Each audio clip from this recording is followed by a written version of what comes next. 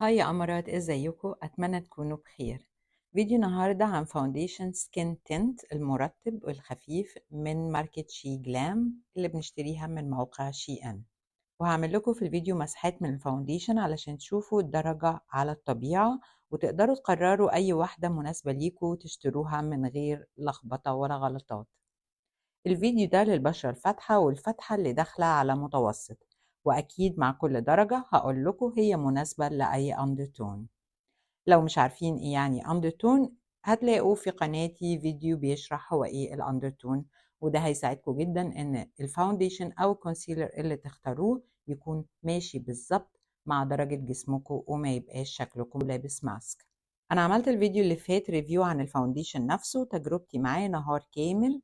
لو حابين تشتروا الفاونديشن ده هسيب لكم الرابط بتاعه في صندوق الوصف، أو ممكن تدخلوا على قناتي كمان هتلاقوه. بالنسبة للتصوير هتلاقوني كل شوية بغير في الإضاءة، مرة أعليها مرة أوطيها أغمق أفتح، وكمان ممكن أقرب إيدي أو أبعدها، وده كله علشان بحاول أخليكم تشوفوا الفاونديشن بكل الطرق علشان تعرفوا تختاروا مظبوط.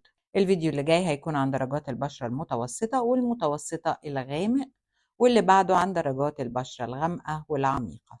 ومش هطول عليكم أكتر من كده، يلا بينا نبدأ الفيديو. أول واحدة لينن للبشرة الفاتحة جدا مع أندرتون بارد وردي. باتر كريم للبشرة الفاتحة مع أندرتون دافي أصفر. بورسلان للبشرة الفاتحة مع أندرتون محايد.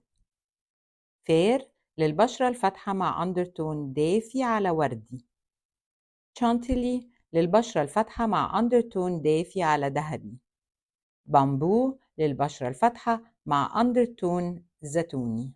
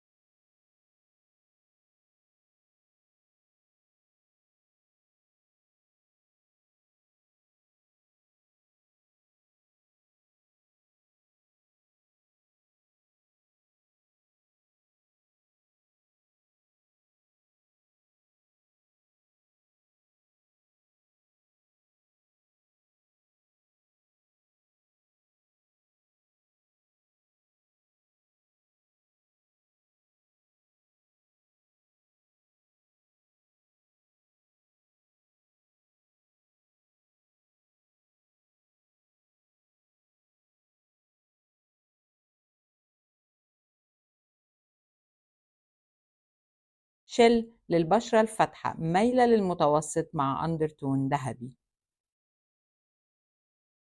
نود للبشرة الفاتحة مايلة للمتوسط مع أندرتون ذهبي دافي.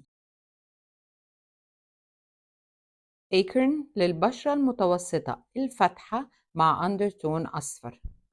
وورم فانيلا للبشرة المتوسطة الفاتحة مع أندرتون دافي على خوخي. ساند للبشرة المتوسطة الفاتحة مع أندرتون دافي على أصفر. بيتش للبشرة المتوسطة الفاتحة مع أندرتون محايد.